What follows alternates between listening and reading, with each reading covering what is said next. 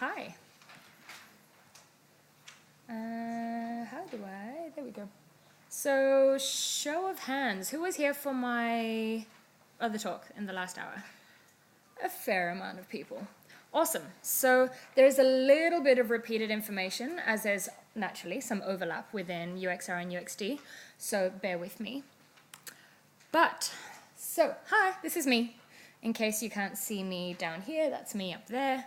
And as everyone from the previous talk knows, I'm a huge League of Legends dork. And I'm a UI UX designer at FireMonkeys. And I have my background in board games.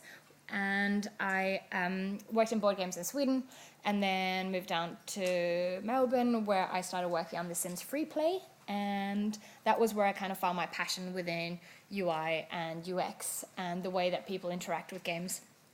And then a couple of months ago, I moved on to Need for Speed, which is where I'm on now. And so I'll be guiding you through this workshop today. And so in attempt to stick to our times, because there's quite a lot that we're going to cover. Hold on, there we go.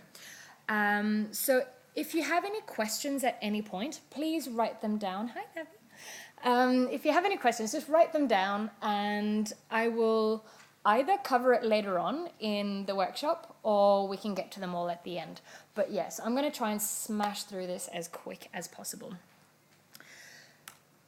So, UX and UX research and UX design and UI design, and there are a lot of fancy textbook definitions, and I'm not going to go through them all because words are hard. So, as some of you have already heard me explain, in true UX fashion, allow me to rephrase everything into normal people words.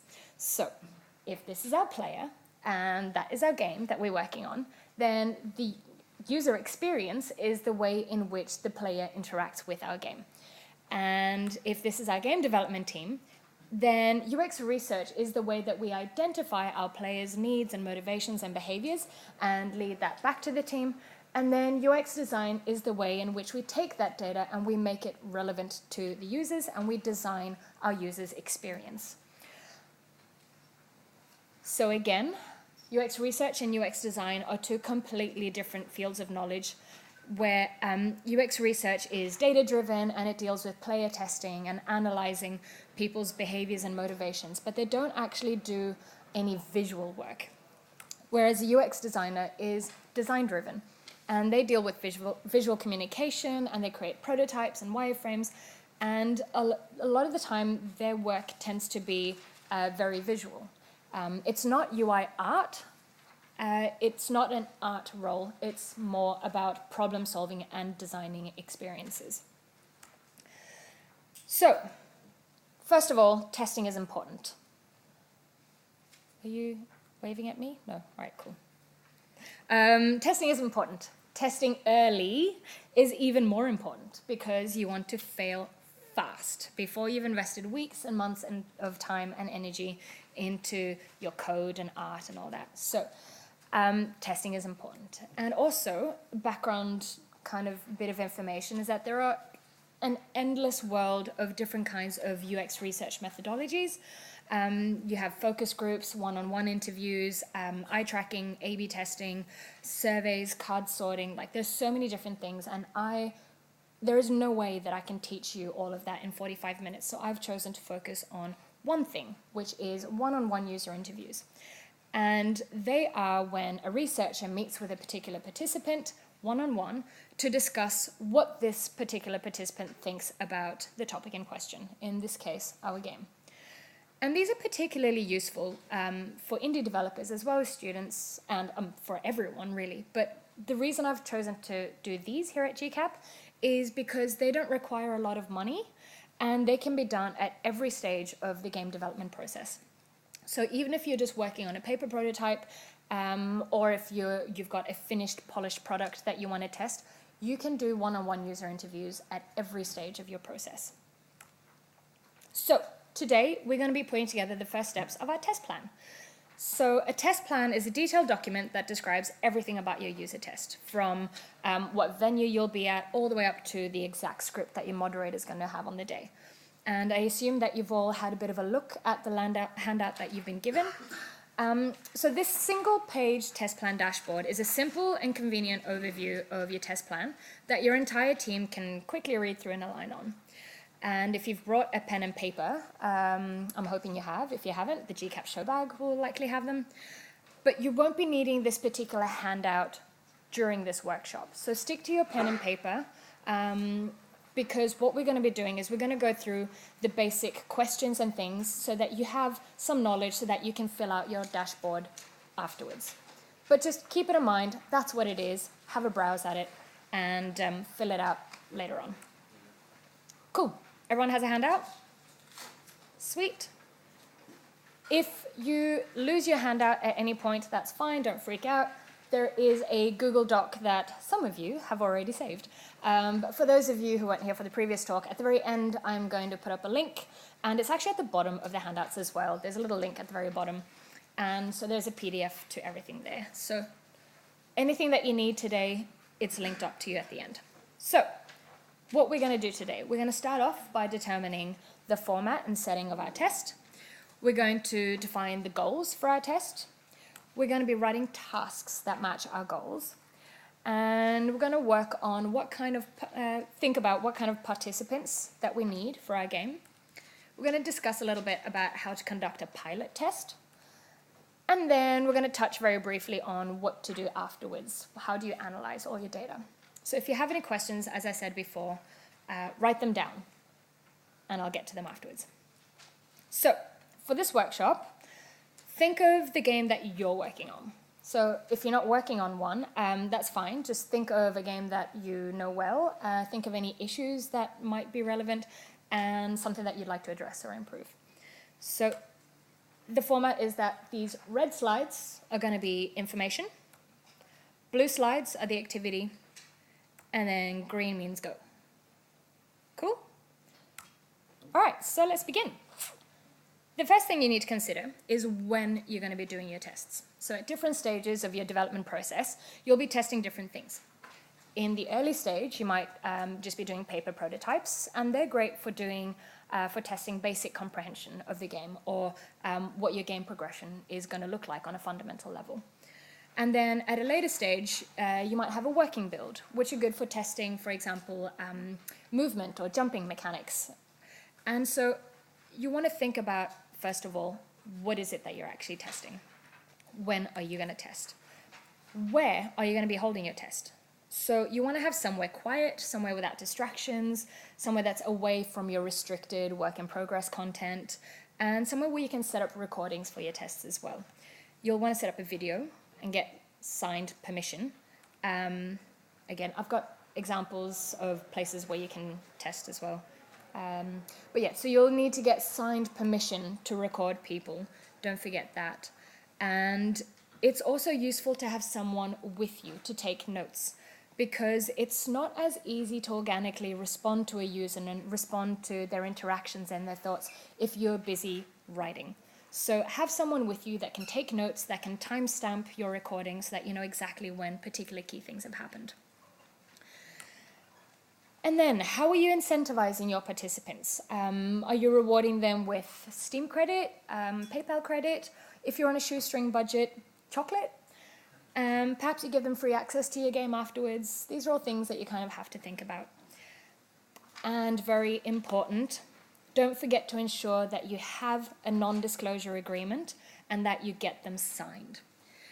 Also make sure that your community team is ready. If things leak, you should have processes in place to deal with that. And you should probably talk about what to do if your game leaks before you start exposing it to external people. This is what our UX lab looks like at FireMonkeys. It's quiet, secluded. There's an entrance that's separate from the development area, so there's full privacy from what we're working on, and there's no distractions for the player. There's individual booths. Each one has a computer where the participant can read any information that they need, they can sign their NDAs, and there's a little camera over the mobile that records just the device that you're testing on. So the player doesn't need to worry. You're not recording their faces. That's not important. What you're trying to record is your actual experience. How are they interacting with it? Where are they hesitating? You want to see the actual device. So let's begin our first exercise. start off by writing down the name of the game that you're testing. What equipment will you need to record your test? So is it a PC game? Is it a mobile game? Are you going to have...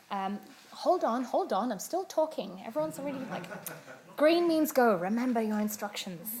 So think about like, are you going to have a little webcam over the mobile, similar to how we did it? Or if it's a PC, you're going to have screen capture. And in that case, how are you going to record your audio? Are you going to have a microphone that you can record conversations? And also, who are you going to recruit to help you conduct your tests? So you're going to need someone there to help you with notes. So for the purpose of giving tangible examples for each of the exercises today, I'm going to be doing this workshop together with you, with my own little made-up game about puppies. So this is Rex, who I met a few weeks ago, and he's a seeing eye puppy, and he is a very good boy. So for my mobile game, I am going to make a game called Don't Stop Retrieving, and I have realized that that is the culmination of my game development career, and I have peaked, and it's all downhill from here. But I am also going to have a camera over my device that's going to be capturing video and audio, so I know what my conversations are going to be afterwards. And my colleague, Catherine, is going to help me with my note-taking and setup. That all make sense? Cool. Go.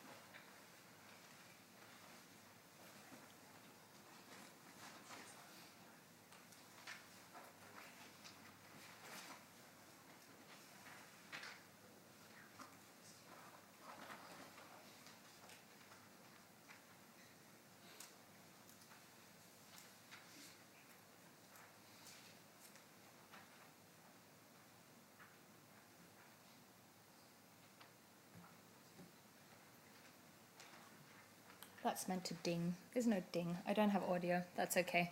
Keep an eye out. Ding. Ding. Thanks. That's... Thanks. So, all done? Great. Step 2, defining your goals.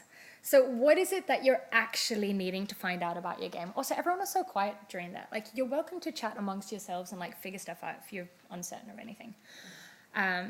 But yeah, so your goals need to be clearly defined before you begin everything. So have an overall goal and then make assumptions under that. So we have assumptions that we test against. For example, new players might find it hard to jump to master the jumping mechanic, or whatever. So you want to set a clear hypothesis or a problem statement that you can then test against with a clear yes/no answer. And it helps to refine what it is you're looking for. And as I mentioned before, one-on-one user tests are really good for answering design-related questions. So can the player find, X button? And it's also good for gathering qualitative information. But Anna, I hear you ask, what is qualitative information? So UX researchers divide a lot of the information they gather into 2 different categories. It's qualitative and quantitative information. So where qualitative is about observing and interacting with your player directly, quantitative information is gathered indirectly through sheer numbers. It's often used with doing an analysis tool that gathers large amounts of anonymous information like telemetry, for example. But when we gather qualitative information, this is where we are able to interact with our players and we're able to ask questions, we can probe their behavior, and we can possibly adjust the study in order to better meet our objectives, should we need it. But don't commit to too many goals. Focus on a few key ones that are important right now, and if you have more that you need to test later on, set up more user tests later on. Keep it simple for each thing.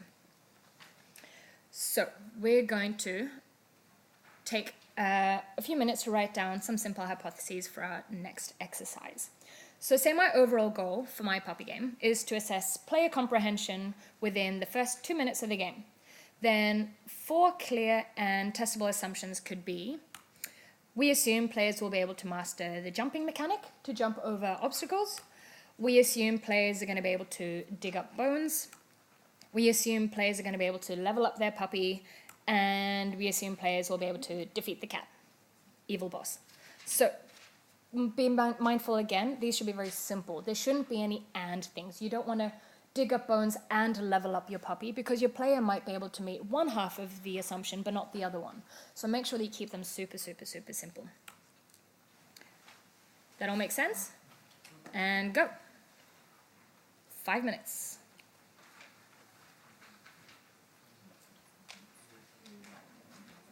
I just set my timer.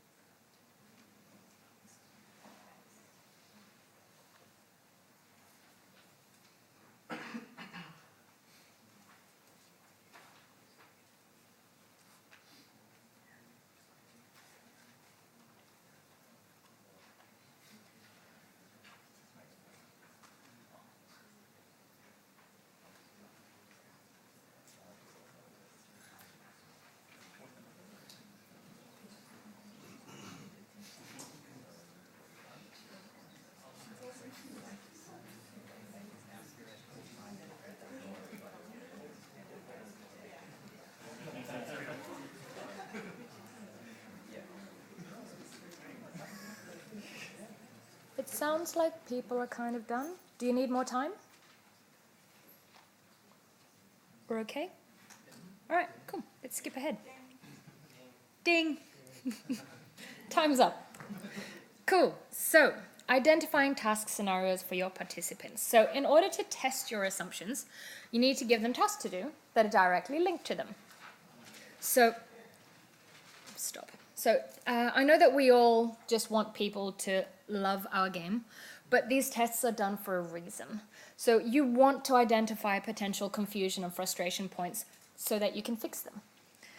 So you have to give players clear, actionable tasks so that they can know... Why is this not? There we go. Clear, actionable tasks so that they know what they need to do. And as I said before, they need to be directly linked to your assumptions. And you can make life easier for yourself by prepping them onto a spreadsheet beforehand, or a little note, or whatever it is. So you can quickly and easily fill these in when you're actually doing the user test, or your note taker can quickly fill them in on the day. So to contextualize this for you, my task scenarios, for example, are going to be go to the park, which requires jumping, because between here and the park there's obstacles. So I know that in order to go to the park, they have to master the jumping mechanic. Next up, you need to level up your puppy. And in order to level up the puppy, they need to get bones. So I know that they're going to have to figure out how to dig up bones in order to level up the puppy. And then lastly, defeat the cat. So we know that in order to do all these things, they're checking off the hypotheses that we've already lined up. And if you're in your early stage, as I said before, we're just trying to gather like the basic comprehension. You can do very simple things like that. If you happen to be further along in your stage and you actually have a relatively functioning build, then you might just give them the game and say, complete the level, go. So be mindful of your own game and where you are in your process. Does that all make sense? Cool. 2 minutes, starting now.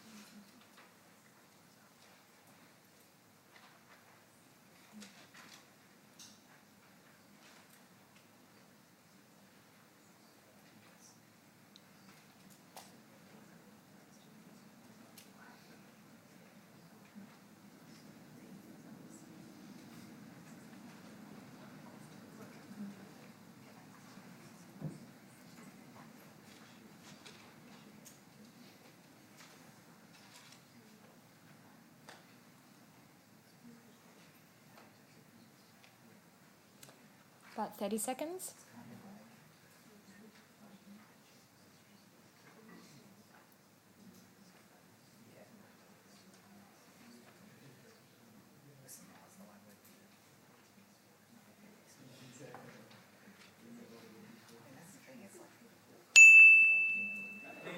That's someone else's ding, but I'll take it. Are we good? We can continue? Cool, because my ding is... Cool. All right, so next up, recruiting the right participants. So for a qualitative study, you want to get at least 5 people. If you can get 6 to 9, great, perfect. But there's no need to conduct a copious amount of interviews, because as you continue, you'll start to reach a saturation point where you're actually not going to get any new information from any new interviews that you do. So find participants that represent your target audience. And if that happens to be 60-year-old woman, then sure, your mom might be that. But generally speaking, your mom's going to love everything you put out there, okay? Your mom's not going to criticize and be brutally honest with you. So find people that actually represent your target audience, and you do that by writing a screener. A screener, for those who don't know what that is, it's a type of participant questionnaire. So it is a list of questions intended to identify your target audience and weed out those that aren't actually relevant to your study. So how do we identify our audience? Anyone who went to the panel this morning that they did? Well, you're already experts on this. But and I'll put their link into my Google Doc as well if you want. But we actually use player segmentation models to identify our target audience. And those of you who were here earlier have already seen the next slide. Those who haven't, a lot of big companies will use segmentation models to, that was not me. They'll use segmentation models to divide their player base into categories. This particular one is readily available online. That's Google Play's segmentation that they've done on their mobile player base. And they've divided their players into tentative followers, influenced players, connected enthusiasts, passive players, and playful explorers. So they've got two different axes that they've divided this into based on social and passion. And so the social is the way that they interact with other people when they play the games, and then passion being the fandom. How absolutely rabid are the players about the particular game that they're working on. Oh, it's me. I was like, that's, again, not me. Yeah, so to give you a rough idea, playful explorers might be playing creative simulation games. Passive players, they're all about puzzles and card games, think solitaire. And then, according to Google's documentation, they said that two of the groups that are highest in the connected enthusiasts are racing and action games. So that gives you a little bit of an idea of how the segmentation works for Google Play. And they're really useful because it helps you understand your audience. Sorry, I'll skip back to that. It helps you understand your audience because, again, you're not designing a game for yourself. You have to separate yourself from the game process because you're designing everything on your players. And having these segmentations is important because you can use this to guide the decisions that you make for your game's development. So take 5 minutes to write down 3 demographics or behaviors or motivations that you want targeted, and then 3 questions that you'd include to reflect those. So for example, if for my game I want to have, my demographic is 6 to 16-year-old children that enjoy playing social games with their friends, and naturally they like animals. So I would include questions directly related to that. So how old are you? You can have little age category brackets. What types of games do you play? Is it co-op games? Do they play single puzzle games? You have your little categories of what games they play where they can check things in. And then just to see if they like animals. What's your favorite animal? So it's a way of kind of seeing whether people are actually interested in this particular game. Cool? 5 minutes. I assume that you won't need the full 5 minutes considering how you've been speeding through these, but let's give it a go.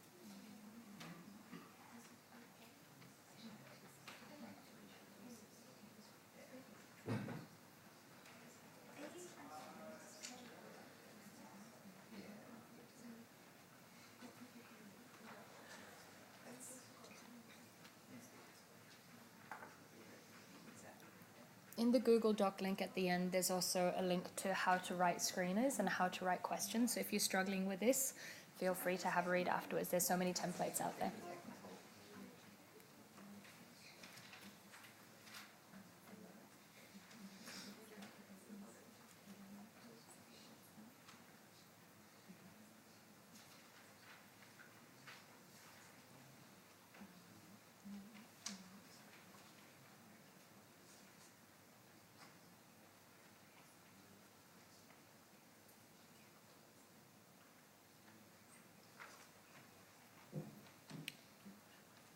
Kind of should have a little system where people can like flip their cards around to show that they're dumb.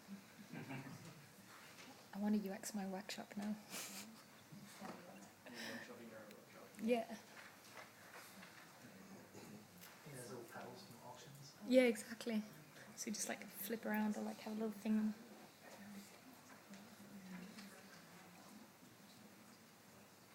Everyone can have a Sims plumb bob that they can put on when they're done. A little plumb bob that floats above you. And it comes up on the screen and you can see.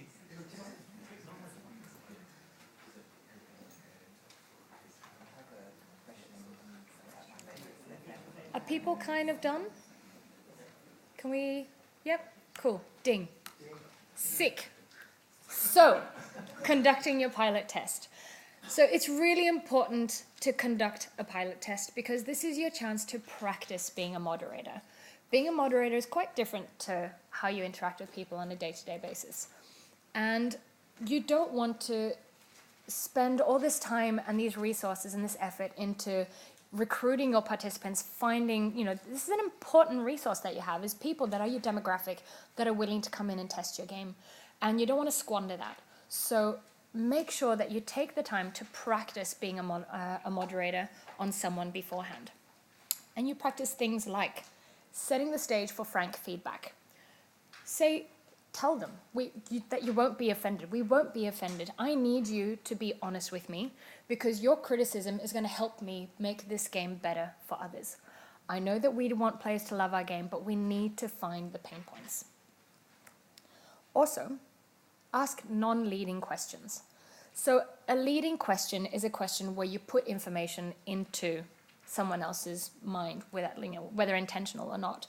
So if you ask what's missing, then you're implying that something's missing. Or if you ask them if they prefer red or blue, then they think that those are the only two options. Maybe green is better.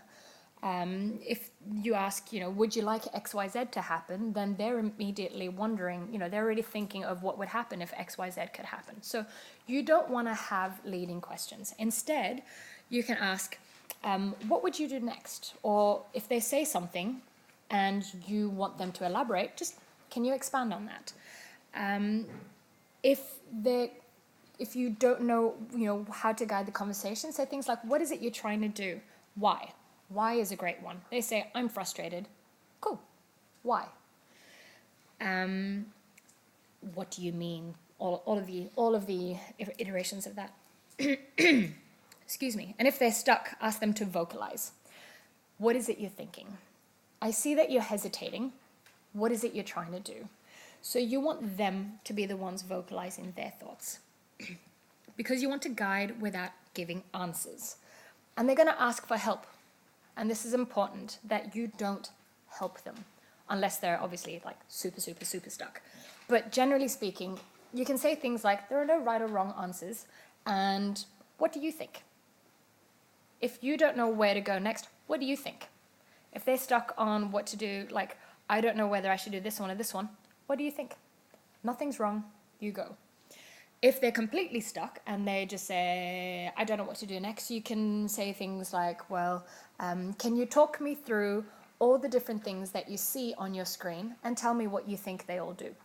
Generally speaking, people will find the solutions for themselves when they start vocalizing their own thoughts. Because you want to give users space and silence for their best results. Silence is so good. And I know that we as people, we tend to try and fill silence when things get quiet and awkward. So use that to your advantage. Let them fill the silence. Get comfortable with just sitting there quietly and observing, and let them vocalize. Because if you start guiding them, then you've lost the opportunity to find out what they're actually thinking. And you want to try and observe their genuine thoughts and feelings.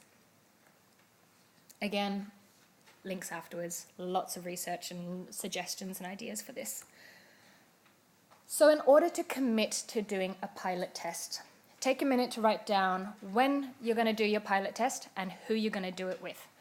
So for my puppy game, I'm going to test it out on my niece because she loves puppies and she's my target demographic. And also I know that she's going to be really honest with me. So ideally, you want them to be your target audience, but it's not crucial. You're basically just practicing your process. So take a second to write down and commit to doing a pilot test. Go.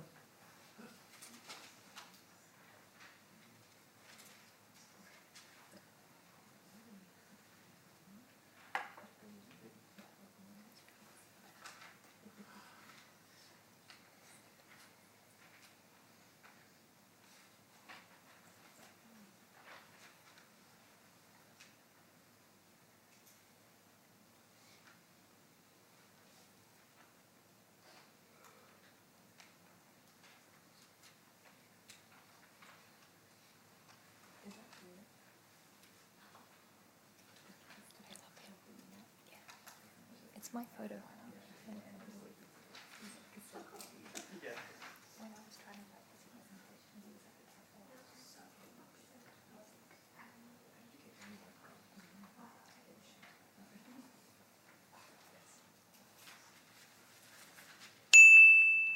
Oh my god, it worked. What sorcery is this? Great, cool. So, what happens afterwards? So, you've done your tests, you've got all this information. What do you do with it all? First of all, you start by looking through your results, and you can start looking what assumptions were met and how many players met them. Since you have set definable goals and you've filled in your spreadsheet on the day, so you can see these results really quickly. So, for example, all 6 out of 6 players can jump without problems, success. Only 2 out of 6 players were able to defeat the cat, so clearly there's a problem there that we need to deal with. And you can use these for reference then when you do future tests. So, you know, if you said, all right, only 3 out of 6 players were able to find the bones in our first test, so later on we changed the colors of the bones so that players could find them easier, and then we redid the test, and then 6 out of 6 players could find them. Great. So now you've got a point of reference where you compare the progress and the iteration of your game design. And you might also find that there's a pattern of things that have occurred that you weren't initially testing for. So, for example, 4 out of 6 players said that they hated the appearance of the UI. That is a thing that you then need to ask yourself, is this something that we're wanting to address? And then you can start the process of stacking the priority of your findings. And you can do these across 2 different axes. So you've got your low impact versus high impact issues, and then your quick and easy, low-hanging fruit versus the major changes. And you can chuck them onto these 2 axes. So a great way to do this is to break down your interviews into quotes and get all your findings onto Post-its and slam them up on a wall. And then you can start adjusting them and changing them according to what you've found. And so here, for example, I clustered, so I have everything related to finding bones is kind of put together there. Everything that's deals with the jumping and the movement mechanics I've kind of clustered together. And then as you've stacked them across high impact, low impact, you know straight away, these are the ones that you have to focus on. And you can also clearly see and start analyzing where were the problems, what were the pain points, and things like low-hanging fruit, for example. For mine, if I have like players couldn't find bones, that's just a color change, great, that's low-hanging fruit, that's quick, that's easy, we can do that. If, for example, players weren't able to defeat the cat, that is probably going to be a bit more of a major structural change to your core game design, so that would go across onto major changes. And so this is a great way to start figuring out what is it that we're actually going to deal with, because you're going to have so much information, and this helps you cull away the vast majority of it, get the good bits. But then before you start digging into the research, there are 2 things that you need to be mindful of as well. So drop your own worldview. You're not trying to verify your own assumptions. You need to let go of your biases, because a lot of the things that you do is not about yourself. Again, you're designing games for your player, and you have to embrace other people's opinions. Users are going to see, do, and describe things differently than you do, and that's okay. That's great, actually. And then you can start summarizing your findings. So you can draw conclusions which identify why these were problems, why couldn't they find the bones, why didn't like the UI's appearance, and find if there's a common cause, and then your research is going to highlight which are the areas that need attention. You can then present all of these simple, concise findings back to the team, and you can start working on how you can improve the game to meet your players' needs. But Anna, I remember there was someone who asked me this in the previous talk, how do I convince my team members to let go of something and to change the design when it's something that they care so passionately about? Because convincing your team to care for the player's experience can sometimes be hard. And it's hard to convince someone to let go of something if they've spent weeks, months working on something. This is their baby. And this is another reason why recording your interviews is so important. Get your team members to watch your tests. And it's so much easier. Like, no one wants to watch 5 hours worth of interviews. So it's important, again, as I mentioned before, to timestamp your interviews. Get those little 30-second clips. So you can get these 30-second clips and provide these to your designer, to whoever it is, and you can show them, because seeing players struggle makes it a lot easier to convince them to make different design decisions. For those of you here before who recognize that, seeing someone struggle is straight away going to give you more empathy. And make notes. As I said before, it's important to make notes so that you don't need to go and rewatch your entire 5 hours worth of content. Because at the end of the day, the purpose of all this is to make a game better, right? And you're all on the same team. You're all just trying to make a successful game together. And meeting your players' needs is the key to making a successful game that people actually want to play. Cool. There's that link that I've been talking about. If there's one slide you're going to photograph, it's that one. It's also written down at the bottom of your handouts, so don't worry about that. And for those who weren't here earlier, I did a talk about user experience design, which covered a lot of information about how to action your data. So what do you do then when you've got all this information, and how do you use that to influence your design decisions? So if that's something that interests you, I'll chuck up the YouTube link to that onto the Google Doc as well once GCAP has uploaded them. And yeah, if there's any suggestions for improvements or links that you think could be useful, hit me up on the Twitters or email me. I don't know, find me on the internet. I'm available everywhere. DMs are open. Yeah. Any questions?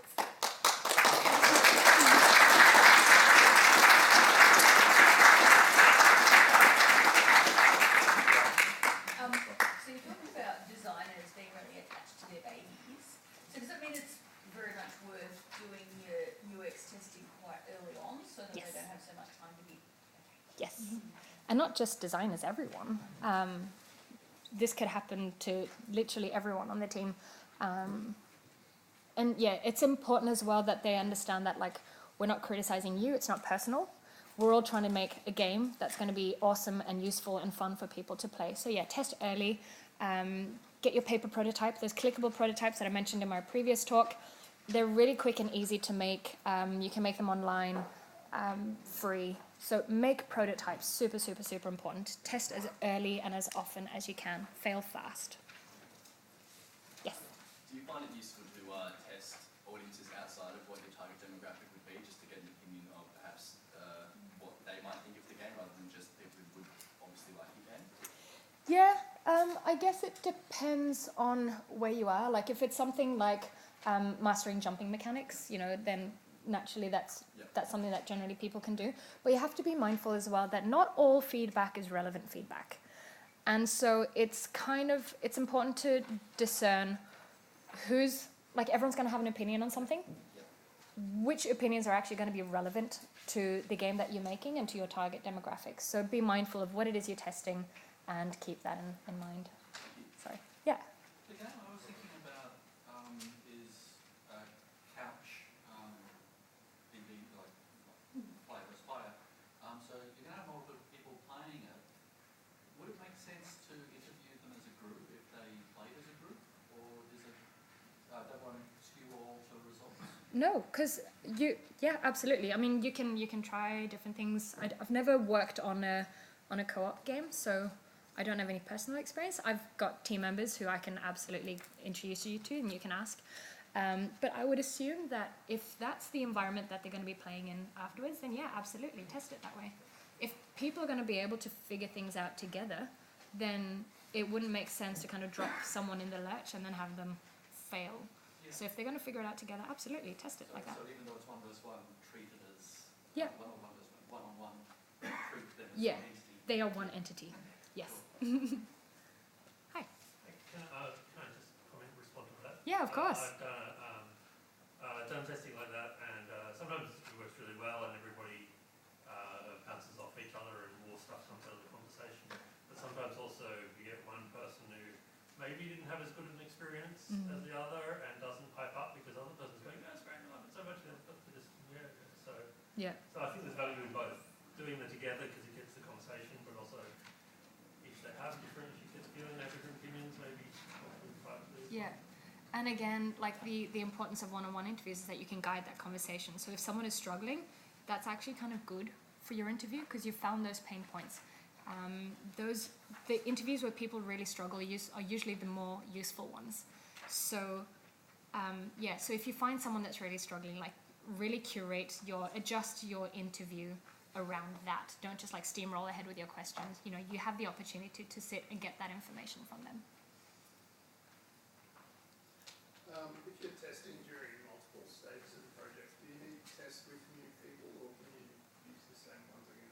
It depends on what you're doing. I think if it's exploratory, then are you able to find the bones? You know, are you able to master this? You know, how to level up? Then I guess you'd have to find new players.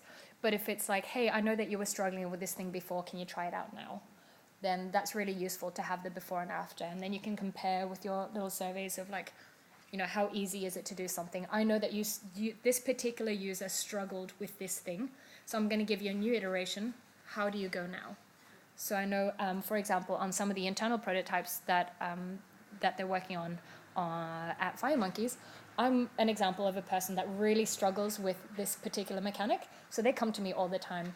I'm the demographic of like the low-end shit player, and so I'm useful for them. So they can give it to me constantly and just be like, what about now? Sorry, Mum, for swearing. Yeah. In terms of it being an interview, you describe the scenario as you're recording their gameplay, letting them sit in silence, and they can just go through it and work it out themselves, and give them the opportunity to pipe up and say if they've hit any snags. Do you then generally sit down with them after they've played the game? Do you then ask them questions or just ask them to describe their experience? Mm-hmm. If they don't have any thoughts or opinions to share, like how do you generally lead them to give you valuable information?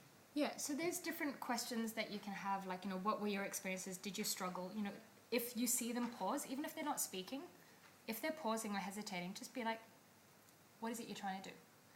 Just get them to vocalize as they're thinking. As part of your interview process, introductory process beforehand as well, one of the things you can say is that, can you please talk me through your entire process? So even if they're just like zooming through it and they're not struggling, just ask them to say, all right, now I'm doing X because I'm trying to do this. I'm doing this now because I know that I need to get over there, so I'm going to jump over this. Just get them to vocalize constantly as they're going through. Also because, and you can tell them that, you know, if I have this recorded, then I can keep this for later on. I can follow your process. So yeah, having them vocalize everything is always really important. And also it means that they start to identify their pain points. They start to just kind of like, they get used to speaking. So yeah, does that help? Yeah. Cool. Um, How much time do we have? We good? Cool, awesome. I think it's important that we test as soon as we can, but often, I also believe in designing the tutorial last, because you don't want to teach. You can't teach the game until you found out what the game's going to be. So how do you deal then with getting your testers into the middle of a game where they're going to have that learning arc for, you want to throw them in the sort of the deep end of the game. How do you bring them up to speed so that they can actually play something new if you're interested in that sort of part? Yeah, I guess there is some kind of information that you can give them. You know, if you need them to have some kind of basic understanding beforehand, you can say, like, in order to conduct this test, I need you to be aware of how to do X, Y, Z. So I'm going to show you how to do X, Y, Z so that you can then do your user task scenario of ABC. You're not going to tell them how to do ABC, but it's like you can give them that little preparatory work. But yeah, it's all contextual. It all really depends on the game that you're making. But yeah, you want, even though it's good, this is going to sound so mean, but like it's good to watch people fail. But you don't want them to like fail from the get-go. You don't want to set them up for failure. You want to give them an ample opportunity to be able to succeed. So give them the information that's necessary without spoon-feeding them through the actual task. Is that? Yeah. So I think sometimes testers might really know what it is they want from your game, or like can't really vocalize what the problem is. So do you have any like tips or ways that you kind of get to the core of the problem? Like, oh, they're saying this, what does this Yeah, like sometimes they're just like, oh, I hate it. It's like, well, what is it you hate? Oh, I can't finish it. Cool. What is it you're trying to do? Oh, I'm trying to jump over the thing and I can't jump over the thing. Oh, so it's the jumping that you can't do. So yeah, I guess ask them the why questions. Like, what is it you're trying to do? Why? What specifically is it you're struggling with? I guess it's always, again, vocalizing, get them to vocalize everything that they're thinking. But yeah, a lot of the time, we as well, we've got our preconceived notions of what we want from our tests as well, and that we have to step back and just let people guide their own experience, and we shouldn't be guiding the way that they're going to navigate. If they've got their own issues that they're struggling with, adjust your interview and roll with that and get that information. I've already forgotten the first part of your question. Was that it? Cool, thanks. Yeah. How do you either sift out or collect and present qualitative and subjective feedback? I don't like the colours, the character doesn't look cool. They're important and not as obvious as I can't click the button or I don't know what to do. Yeah. So, do you mean how do you sift out the irrelevant? How do you present it back? Because you can't, if someone's trying to click a button and not doing what they want, Yeah. it's objective, so you can say the development just doesn't work. Yeah. But it's important for the developers maybe to know that people just don't like the visual presentation. Yeah. But it's subjective, so how do you separate and deal with each of them? I guess try to identify what it is that they're actually struggling with. So, for example, with the UI, if they hate the UI, I just don't like how it looks. Cool. Why? There's a lack of contrast. The buttons are too small, so I can't touch them. I can't click the button. Again, get them, as I've said this so much, vocalizing, but get them to expand on why. What is it you're trying to do? Get them to really talk themselves into their own thought process, because it's so easy to just be like, oh, this is shit, I hate it, and I'll do this with the game that we're testing as well, because I'm the bad demographic. I'm just like, oh, I suck. And they go, why? What is it? Well, this is doing this, and this is doing this. So they go, okay, so you're struggling with this particular aspect? I go, yeah, actually, yeah, that's exactly it. Cool. So get them to actually identify what it is. If it's, I just hate green. That's not particularly useful. That's a very subjective thing. Cool. I'll write that down. Good to know. Do all of our demographic, do they all hate green? Maybe we need to identify that. That's no longer just a personal opinion, but try and... Oh, hi, Addie. Sorry, I haven't seen her in months. So I guess try to get them to identify the actual constructive bit of information, explain why they don't like things, because that is usually going to give you something relevant that you can then take back to your development team. What's your feelings towards the trend of subverting good UX design for dark patterns to encourage... Oh, Jesus, you and we'll talk about this later.